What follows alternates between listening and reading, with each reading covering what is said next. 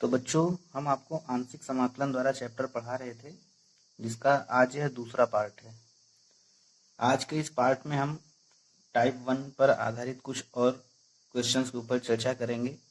आपसे पहले वाले पार्ट में हमने आपको इस चैप्टर की भूमिका बताई थी कि किस प्रकार के प्रश्नों को हमें इस चैप्टर के माध्यम से सॉल्व करना रहता है, कितने टाइप होते हैं इस चैप्टर में। तो इन सभी बातों पर चर्चा हमने पहले वाले पार्ट में की थी। अगर आपने पहला पार्ट नहीं देखा है अभी तक तो उसका लिंक डिस्क्रिप्शन में है।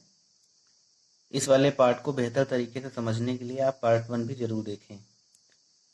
तो बच्चों, टाइप 1 हमने आपको बताया था कि अगर आपको कोई क्वेश्चन इस तरीके से दिया गया हो जिसमें ऊपर x का फंक्शन हो और नीचे जो गुणनखंड हैं आपको वो a के घात के दिए गए हों।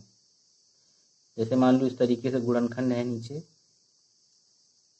a के घात के हैं, सभी गुणनखंड जो हैं a के घात के हैं, इस तरीके से दिए गए हों तो इनको हम इस तरीके से ब्रेक करते हैं कि a बटे पहला गुणनखंड प्लस b बटे दूसरा गुणनखंड प्लस c बटे तीसरा गुणनखंड।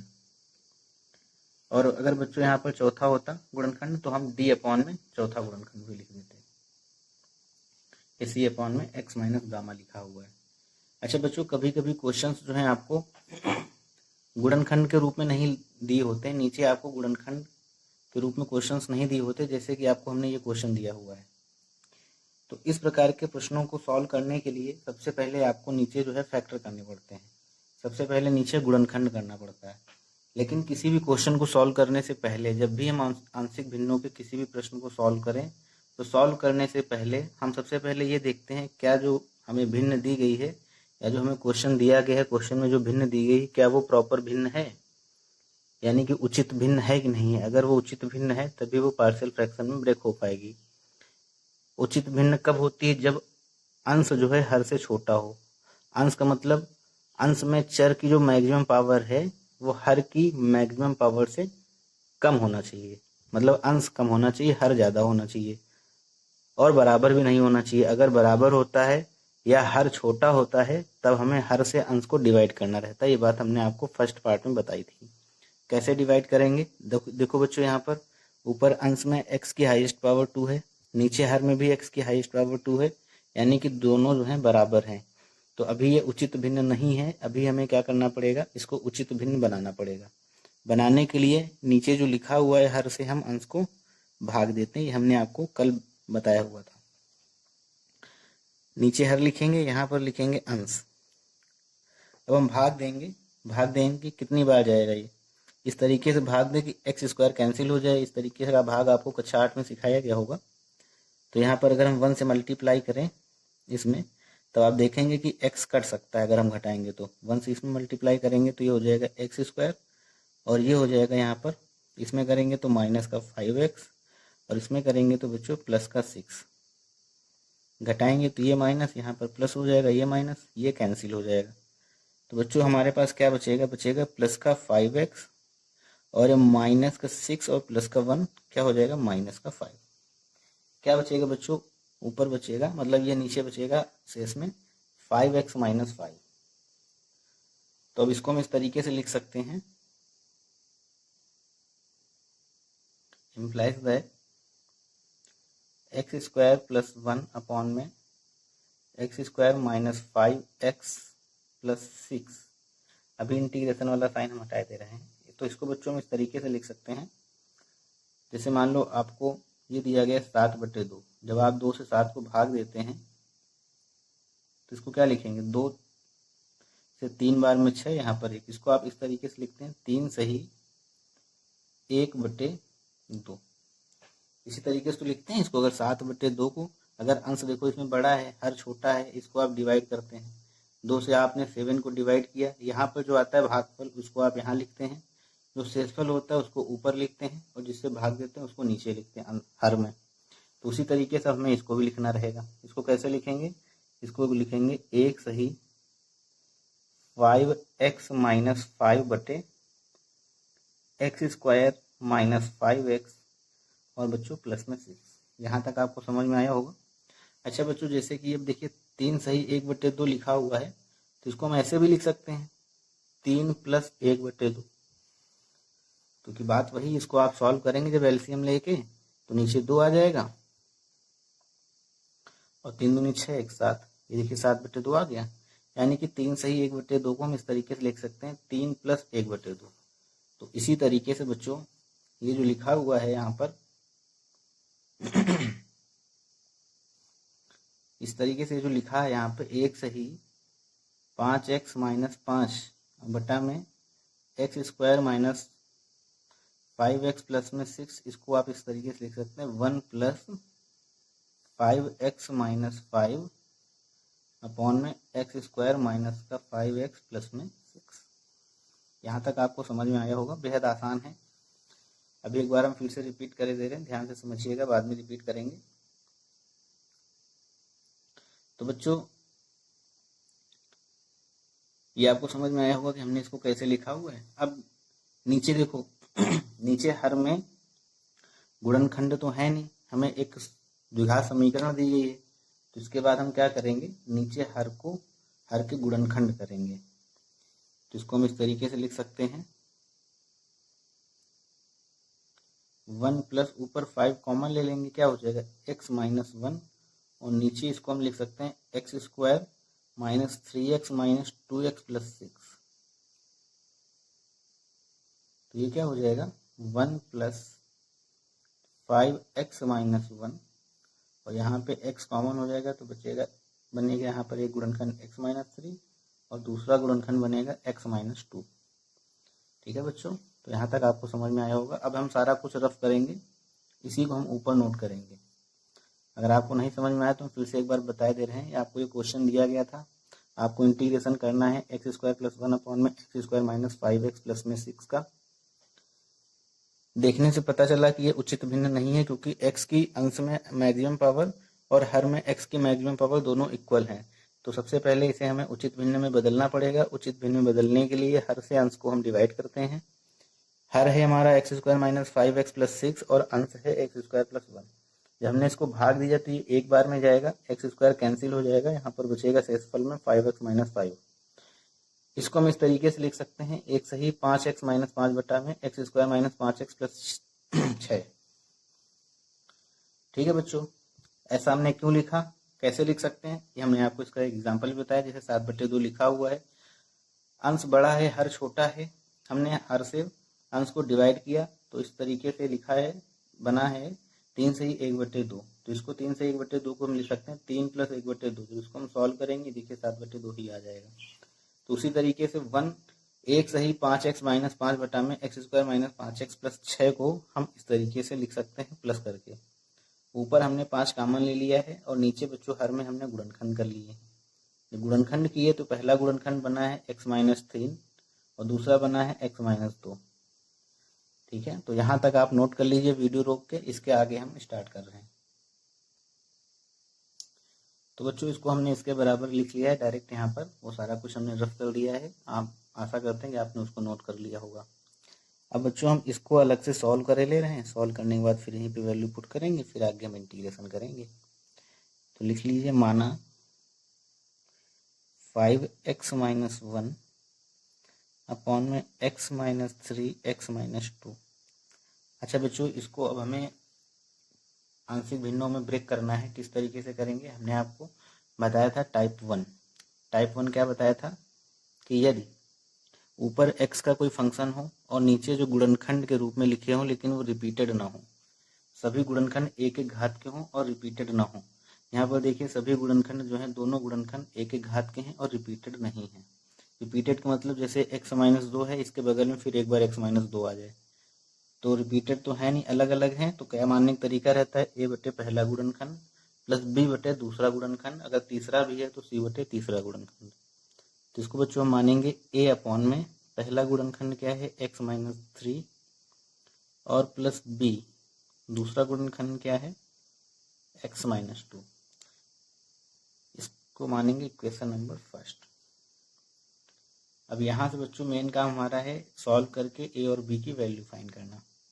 तो ऊपर बच्चों लिखा है 5x - 5, यहाँ पर हम इसमें एलसीएम ले लेंगे तो ये हो जाएगा ax - 2 plus b x - 3 upon में x माइनस 3 और x माइनस 2, और यहाँ पर भी x माइनस 3 और x माइनस 2 था।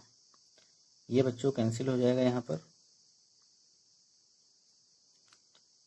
तो ऊपर क्या लिखा हुआ है, क्या बचेगा, 5x माइनस 5, और यहाँ पर हम अंदर मल्टीप्लाई करे ले रहे हैं।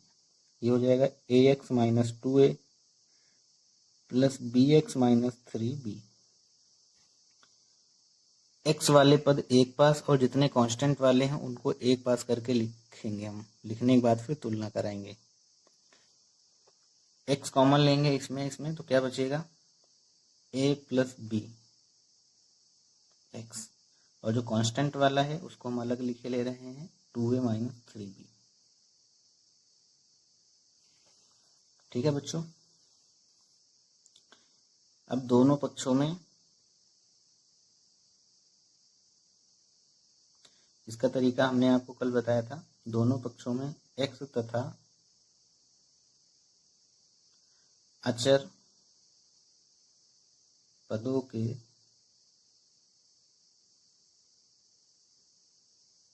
गुणांकों की तुलना करने पर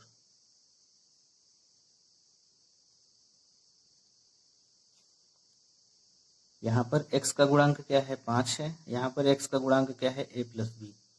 तो हम जब तुलना करेंगे तब a प्लस b बराबर क्या हो जाएगा, 5। और इसी तरीके से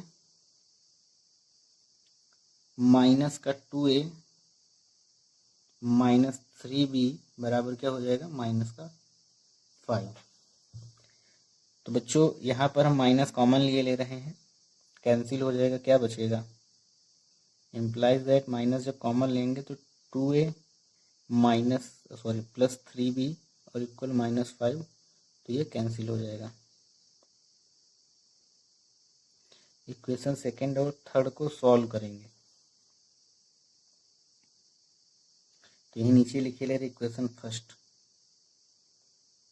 नीचे 2 से मल्टीप्लाई भी करे दे रहे हैं, तो ये हो जाएगा 2a, ये 2b और ये हो जाएगा 10। ठीक है, घटा देंगे तो बच्चों 2a से 2a कैंसिल हो जाएगा, b इक्वल आ जाएगा माइनस का 5। और जब b की जो वैल्यू है कहीं भी रखेंगे या फर्स्ट या सेकंड में, तब a की वैल्यू जो है हमें क्या मिलेगी, 10 मिलेगी। तो बच्चों a और b की वैल्यू आ गई हैं। इन वैल्यू को उठा के कहाँ पुट करेंगे, पुट इन 1, यहाँ पर पुट करेंगे इस वाली इक्वेशन में। ठीक है, तो आप नीचे का नोट कर लीजिए, हम डायरेक्टली वैल्यू यहाँ पर पुट करेंगे। वीडियो रोक के आप इसे नोट करें, बहुत ही इंपॉर्टेंट क्वेश्चन है बच्चों। बच्चों समीकरण 1 जो है आप इसको मानिए, इसको 2 मान लीजिए, और a और b की वैल्यू हम इक्वेशन नंबर 2 में रखेंगे। तो a की वैल्यू आई है, क्या आई थी बच्चों बताइए, a की वैल्यू आई थी 10 और b की वैल्यू आई थी -5। तो ये 10 अपॉन में x माइनस 3 और माइनस में प्लस ही लगा दीजिए -5 अपॉन में x माइनस 2,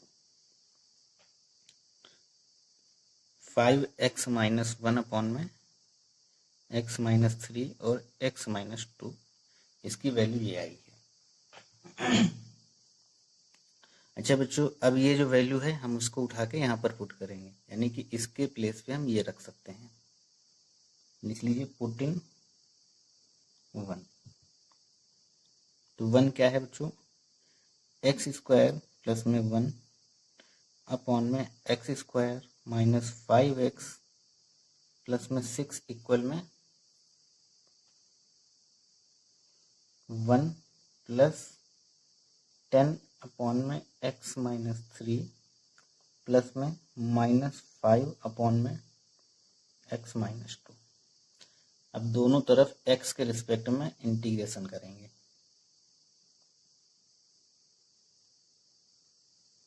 दोनों पक्षों का x के सापेक्ष समाकलन करने पर, तो जब बच्चों समाकलन करेंगे तो समाकलन का साइन लग जाएगा, एक्स स्क्वायर प्लस 1 अपॉन में x square minus 5x plus में 6 और dx बराबर यहाँ पर इंटीग्रेशन इधर भी लगेगा, तो इंटीग्रेशन 1 dx प्लस में 10 बच्चों कांस्टेंट है बाहर हो जाएगा, 1/x-3 dx माइनस 5 का बाहर हो जाएगा, अंदर बचेगा 1/x-2 dx। 1 का बच्चों इंटीग्रेशन करेंगे x के रिस्पेक्ट में, तो ये आएगा x प्लस 10। 1/x का इंटीग्रेशन क्या होता है, log x, यानी कि 10 log x-3 और ये -5 1/x-2 का हो जाएगा log x-2 प्लस में c। आप चाहें तो इसको थोड़ा सा और सॉल्व कर सकते हैं,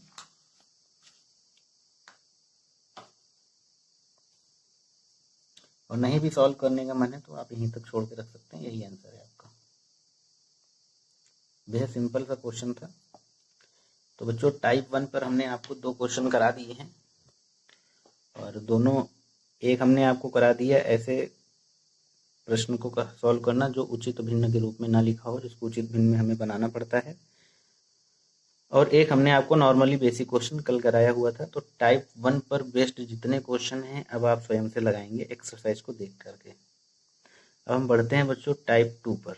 नेक्स्ट टाइप है आपका टाइप 2, जिसमें हर में जो है एक घात का जो गुणनखंड होता है उसकी जब पुनरावृत्ति हो जाती है, जब उसका रिपीटेशन हो जाता है। तो सभी बच्चे वीडियो के लास्ट तक बने रहेंगे। अगला टाइप जो है बहुत ही महत्वपूर्ण है और बहुत मतलब सारे बच्चे बहुत ध्यान से समझेंगे उसे। टाइप 2 बच्चों हमने आपको बताया था कि जैसे आपको कोई फंक्शन दिया गया जिसमें ऊपर अंश में x का फंक्शन है कोई, और नीचे जो गुणनखंड आपको दिए गए हैं उनमें से कोई एक गुणनखंड रिपीट हो जाए, यानी कि इस तरीके से लिखा हो, तो इसको हम किस तरीके से लेट करते हैं, a बटा में पहला गुणनखंड प्लस b बटा में दूसरा गुणनखंड प्लस c अपॉन में दूसरे गुणनखंड का होल स्क्वायर। ये बच्चों हमने आपको इसका तरीका बताया था मानने का, लेट करने का। तो इस पर बेस्ड एक क्वेश्चन हम आपको करा रहे हैं, ध्यान से देखिएगा, बने रहिएगा सभी बच्चे लास्ट तक। मान लो बच्चों क्वेश्चन आपको दिया गया है, आपको इंटीग्रेशन करना है x-1 अपॉन में x+1 का होल स्क्वायर और x-2।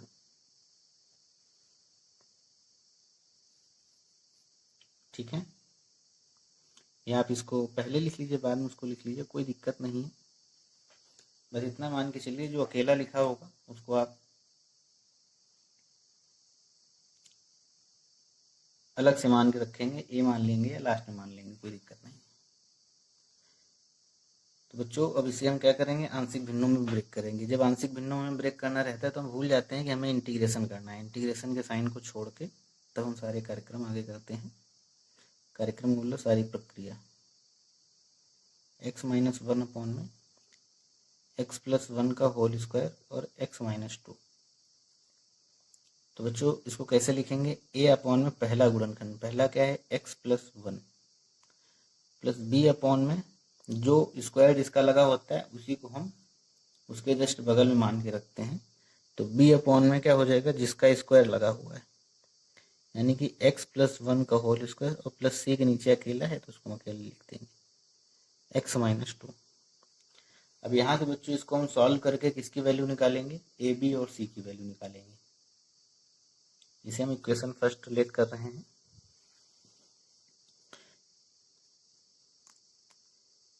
इसको एज इट इज रखेंगे x-1 अपॉन में x+1 का होल स्क्वायर x-2 बराबर में, नीचे बच्चों एलसीएम लेंगे। एलसीएम हमेशा वही आएगा जो यहाँ पर लिखा रहता है, यानी कि x+1 का होल स्क्वायर और x-2, यही एलसीएम हो जाएगा। इससे जब इसको हम डिवाइड करेंगे तब एक पावर कैंसिल हो जाएगी, यहाँ पर क्या बचेगा x+1 और x-2, तो इससे यहाँ पर मल्टीप्लाई हो जाएगा a x+1 और x-2। इसी तरीके से यहाँ पर b अपॉन में x+1 का होल स्क्वायर है, इससे जब इसमें हम डिवाइड करेंगे तो ये कैंसिल हो जाएगा, बचेगा x-2, यानी कि bx-2 और प्लस में c, इससे जब इसमें हम डिवाइड करेंगे तो बचेगा x+1 का होल स्क्वायर। ठीक है, नीचे ये कैंसिल हो जाएगा। अभी बच्चों हमने जो आपको मेथड बताया उसी मेथड से करते हैं। इसको सॉल्व करने का एक दूसरा मेथड भी होता है, यहाँ पर जीरो वगैरह लेट करना रहता है। एक बार ए के गुणांक को जीरो लेट करेंगे, एक बार बी के गुणांक को, एक बार सी के गुणांक को जीरो लेट करके और हम ए बी सी की वैल्यू निकाल लेते हैं। तो अभी हम पुराने मेथड से आपको बता रहे हैं। अंदर मल्टीप्लाई कर लेंगे बच्चों, एक्स का एक्स इसके साथ में, फिर ए के साथ में सबका मल्टीप्लाई करेंगे तो ये आएगा ए, अंदर करेंगे multiply x square minus x minus two, और ये लिखा ही है बी एक्स माइनस टू, और ये लिखा हुआ है plus c x square plus 2x plus 1, इसका होल स्क्वायर हम ओपन कर देंगे। ठीक है बच्चों, समझ में आया होगा आपको यहाँ तक। अब बच्चों एक्स स्क्वायर वाले पद एक तरफ एक पास, एक्स वाले पद एक पास और कांस्टेंट वाले पद एक पास कर लेंगे। तो यहाँ पर मल्टीप्लाई करेंगे, क्या हो जाएगा ए एक्स स्क्वायर, इसमें करेंगे माइनस ए एक्स माइनस 2a, इसमें करेंगे तो बी एक्स, इसमें करेंगे तो माइनस 2b, सी का एक्स स्क्वायर से करेंगे तो सी एक्स स्क्वायर, ये बच्चों हो जाएगा प्लस 2cx और प्लस में c, x माइनस 1 बराबर एक्स स्क्वायर वाले पद जो हैं एक पास, बाकी जो x वाले हैं उनको एक पास। तब यहाँ पर एक्स स्क्वायर जब कॉमन लेंगे a बचेगा और प्लस में c, यानी कि a plus c, plus x वाले पद जो हैं उनको एक पास कर लेंगे, एक्स वाला ये है ये है, तो यहाँ पर एक्स जब हम कॉमन लेंगे अंदर क्या बचेगा माइनस का ए, और कहाँ है प्लस का बी, और ये प्लस का 2c, और जो बचा हुआ है वो कांस्टेंट रहेगा, लिख लेंगे क्या बचा है माइनस का 2a, और क्या बचा है माइनस का 2b और प्लस का c। ठीक है बच्चों, अब दोनों पक्षों में एक्स स्क्वायर एक्स तथा अचर पदों के गुणांकों की तुलना करने पर, समझ पा रहे हैं बच्चों, हमारा मेन काम है ए बी सी की वैल्यू निकालना। तो क्या करेंगे, दोनों पक्षों से एक्स स्क्वायर एक्स तथा अचर पदों के गुणांकों की तुलना करने पर। तो बच्चों अब आप बताएं, अब आप ये कहेंगे कि यहाँ पर तो सर एक्स स्क्वायर वाला कोई पद है नहीं, तो आप इसको अपनी तरफ से मान लीजिए 0x स्क्वायर। तो यहाँ पर एक्स स्क्वायर का गुणांक क्या है 0, और यहाँ पर एक्स स्क्वायर का गुणांक क्या है a प्लस सी, तो क्या हो जाएगा, इसलिए हो जाएगा a प्लस सी बराबर में 0। जब x के गुणांक की तुलना करेंगे तो यहाँ पर x का गुणांक क्या है 1, और यहाँ पर x का गुणांक क्या है minus a plus b plus 2c, minus a plus b plus 2c बराबर बच्चों क्या है 1। और इसी तरीके से अचर पद क्या है, यहाँ पर अचर पद -1 है, और यहाँ पर अचर पद क्या है -2a माइनस 2b और प्लस में c, तो -2a माइनस 2b प्लस में c बराबर क्या हो जाएगा -1। अब ये जो इक्वेशन बनी है जिसको हम सेकंड थर्ड फोर्थ माने ले रहे हैं, इन्हें आपस में सॉल्व करना है। तो बच्चों सॉल्व कर लेंगे आप लोग, बेहद आसान रहेगा। हम डायरेक्टली यहाँ पर वैल्यू रखने जा रहे हैं, सॉल्व हम कर चुके हैं, इसकी वैल्यू हम रख रहे हैं। सॉल्व करने पर a की वैल्यू आएगी बच्चों -1/9, b की वैल्यू आएगी 2/3 और c की वैल्यू आएगी 1/9। ठीक है, तो ए बी सी की ये वैल्यू आपको यहाँ से मिलेंगी। ये जो वैल्यू मिली हैं इनको हमें इक्वेशन फर्स्ट में रख देना है यहाँ पर, और सिंपल सा इसका इंटीग्रेशन कर लेना है। तो वैल्यू रखने से पहले हम एक बार आपको फिर से क्वेश्चन समझा दे रहे हैं, ध्यान से समझिएगा बच्चों। क्वेश्चन में आपको इंटीग्रेशन करना है। नीचे जो गुणनखंड दिया गया है इसमें एक गुणनखंड रिपीटेड है, तो रिपीटेड के लिए हमने आपको बताया था जो गुणनखंड अकेला लिखा हो उसको हम अकेले लिख लेते हैं, या तो आप पहले लिख लीजिए या बाद में लिख लीजिए। ए अपॉन में x minus alpha plus b upon में जो रिपीटेड गुणनखंड है उसको लिखेंगे, बी अपॉन में एक्स माइनस बीटा, और प्लस सी अपॉन में जो रिपीटेड गुणनखंड है उसका स्क्वायर करके लिखेंगे। इसी तरीके से नीचे क्वेश्चन में आपको दिया गया है हर में x प्लस 1 का होल स्क्वायर और x माइनस 2, यहाँ पर ये देखिए रिपीटेड है तो इसको हम लिखेंगे a अपॉन में x plus 1 plus b upon में जो रिपीटेड है उसका स्क्वायर करके, और जो रिपीटेड नहीं उसको हम अलग से अलग करके लिख लेते हैं। यहाँ पर हमने फिर इसको एलसीएम लेके सॉल्व किया है। यहाँ पर एलसीएम क्या हो जाएगा, नीचे यही हो जाएगा जो यहाँ पर लिखा होता है वही यहाँ पर एलसीएम रहता है, ये एलसीएम आ जाएगा। इससे इसमें भाग देंगे, जो बचेगा ऊपर गुणा कर देंगे। इससे इसमें भाग देंगे, जो बचेगा बी से गुणा कर देंगे। इससे इसमें भाग देंगे, जो बचेगा सी से गुणा कर देंगे। सॉल्व करने पर बच्चों तुलना करने पर कुछ इस तरीके से इक्वेशंस बनी थी जिन्हें आपको सॉल्व कर लेना है। सॉल्व करने के बाद ए बी और सी की वैल्यू हमें निकालनी है। ए बी सी की वैल्यू ये निकल करके आई है। अब इन वैल्यूज को हम ऊपर इक्वेशन में पुट करेंगे, इक्वेशन फर्स्ट में। सभी बच्चे लास्ट तक बने रहेंगे। और हाँ बच्चों, 2 मिनट टाइम निकाल के आप पहले वीडियो को लाइक कर दें। टाइम निकाल के पहले आप वीडियो को लाइक कर दें और एक बार शेयर भी कर दें। शेयर करने के बाद फिर से आप यहाँ पर आइए, तब तक हम वैल्यू पुट कर रहे हैं। शेयर करें बच्चों, सभी बच्चे शेयर करें। जितने भी स्टडी ग्रुप्स हैं उनमें से सभी में आप पहले एक बार शेयर कर दें, फिर यहीं से कंटिन्यू कीजिएगा। तो बच्चों यहाँ पर अब हम वैल्यू पुट करेंगे तो ये क्या हो जाएगा, x माइनस 1 अपॉन में x प्लस 1 का होल स्क्वायर ब्रैकेट में x माइनस 2। ए की वैल्यू हमने निकाली थी बच्चों माइनस का 1/9, तो माइनस 1/9, और नीचे क्या रहेगा x प्लस 1 प्लस बी की वैल्यू हमने निकाली थी 2/3, और नीचे क्या रहेगा x प्लस 1 का होल स्क्वायर प्लस में सी की वैल्यू हमने निकाली थी 1/9, और नीचे क्या रहेगा x माइनस 2। अब दोनों पक्षों में x के रिस्पेक्ट इंटीग्रेशन करने पर तो x माइनस 1/में x प्लस 1 का होल स्क्वायर और ब्रैकेट में x माइनस 2 बराबर में, यहाँ पर कांस्टेंट है माइनस 1/9 बाहर हो जाएगा, अंदर क्या बचेगा 1/में x प्लस 1, और यहाँ पर 2/3 कांस्टेंट है, इंटीग्रेशन से बाहर हो जाएगा, अंदर क्या बचेगा 1/में x प्लस 1 का होल स्क्वायर, और यहाँ पर बच्चों 1/9 कांस्टेंट है, अंदर क्या बचेगा 1/में x माइनस 2 dx।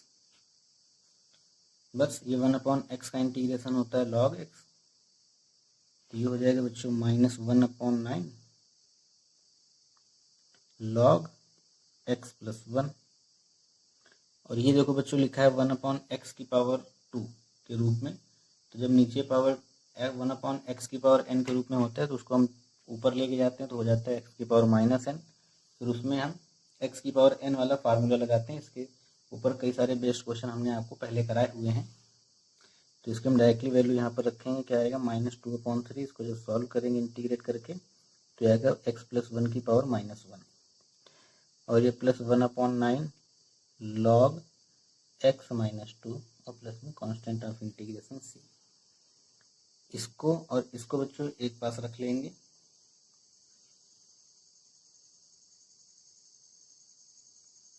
ये हो जाएगा 1/9 log x माइनस 2, और ये माइनस बाद में रख लेंगे, 1/9 कॉमन ले लिए दोनों में, ये वाला हमने पहले रख लिया और माइनस वाला बाद में, log x प्लस 1, और ये -2/3 ये नीचे आ जाएगा तो हो जाएगा x प्लस 1 और प्लस में constant of integration c as it is रहेगा। तो इसको हम लिख सकते हैं थोड़ा सा, अगर हम और अच्छे से लिखना चाहें तो ये log m माइनस n लिखा है तो log m अपॉन में n भी लिख सकते हैं, अपॉन में x plus 1 -2/3 x plus 1 plus में c। तो यही बच्चों आंसर है। आशा करते हैं सभी बच्चों को समझ में आया होगा, नोट कर लीजिए। तो आज बच्चों हमने आपको टाइप 1 पर बेस्ड क्वेश्चन और टाइप 2 पर बेस्ड क्वेश्चन कराए हुए हैं। 2 क्वेश्चन हम आपको होमवर्क के लिए दे रहे हैं, जिन्हें सभी बच्चों को सॉल्व करना रहेगा। जल्दी से बच्चों इनका स्क्रीनशॉट लीजिए। ये 2 क्वेश्चन हैं जो कि आपको स्वयं से करने हैं सॉल्व। अपनी फेयर कॉपी में इन्हें आप खुद से सॉल्व करेंगे। कोई इशू होता है, कोई दिक्कत आती है तो आप हमें मैसेज करेंगे। वीडियो कैसा लगा बच्चों आप हमें कमेंट करके ज़रूर बताएंगे। और अगला पार्ट जो रहेगा वो बहुत इंपॉर्टेंट रहेगा। हम टाइप 2 के ऊपर 1-2 क्वेश्चन और कराने के बाद टाइप 3 कराएंगे, फिर हम आपको एक्सरसाइज की तरफ लेके चलेंगे। तो बने रहिएगा और बिल्कुल जुड़े रहिएगा हमारे साथ में। तो ठीक है बच्चों, आज की वीडियो में बस यहीं तक।